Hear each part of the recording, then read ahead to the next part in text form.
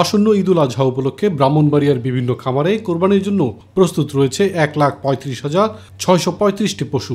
এবার জেলায় বেড়েছে খামারির সংখ্যা। জেলার ১৪,৭৯২টি খামারে প্রাকৃতিক উপায়ে পশু হৃষ্টপুষ্টকরণে ব্যস্ত খামারিরা। প্রতিটি খামারে রয়েছে সব ধরনের কোরবানির পশু। খামারিরা জানান, গোখাদ্যের দাম বৃদ্ধি ও ভারত থেকে অবৈধ পথে কোরবানির পশু আসায় বিগত কয়েক বছর যাবৎ ক্ষতিগ্রস্ত হচ্ছেন তারা।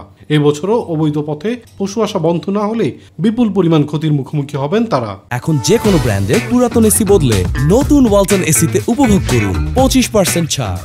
আলহামদুলিল্লাহ এবছর আমরা আমাদের ফার্মে 200+ গরু মোটাতাজা করতেছি 2025 কে কেন্দ্র করে। সবগুলা মোটাতাজা করছি, সব ন্যাচারালি খাবার খাওয়ায়া, ভুট্টা সাইলেজ খাওয়াইছি, এরপরে গম ভুসি। ইনশাআল্লাহ আশা করি বর্ডারে গরু দিন না আসে, আরো বেচা কেনাটা দিন দিন ভালো হবে। মোটামুটি এই বেতন লিয়ে আমার ছেলে ফেলে লেবারও করাইতেছি, আবার এটা লিয়ে আমার সংসার খুব ভালো হলে চলতেছে।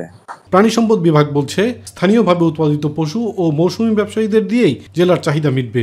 এদিকে জেলা প্রশাসন ও প্রাণী সম্পদ অধিদপ্তর যৌথভাবে পশুর স্বাস্থ্য পরীক্ষা, হাট ব্যবস্থাপনা ও নিরাপদ পরিবহন নিশ্চিত করতে কাজ করছে। সবগুলি খামার আমরা নিয়মিত পর্যবেক্ষণ করতেছি এবং এখানে যেন কোনো স্টেরয়েড বা হরমোন জাতীয় কোনো ঔষধ প্রয়োগ না করা হয়, সেটাও আমরা নিয়মিত মনিটরিং করতেছি।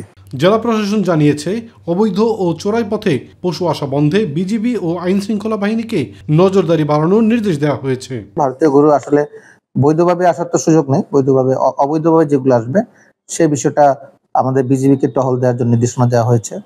সেই সাথে যারা আইন শৃঙ্খলা রক্ষা বাহিনী আছে সকল সজাগ দৃষ্টি রাখছে, যাতে ভারতীয় গরু বাংলাদেশে অবৈধভাবে প্রবেশ করতে না পারে। দেশি খামারিদের স্বার্থ রক্ষায় সংশ্লিষ্টরা তৎপর হবেন, এমনটাই প্রত্যাশা সকলের। ইলিয়াস কমল, মাই টিভি।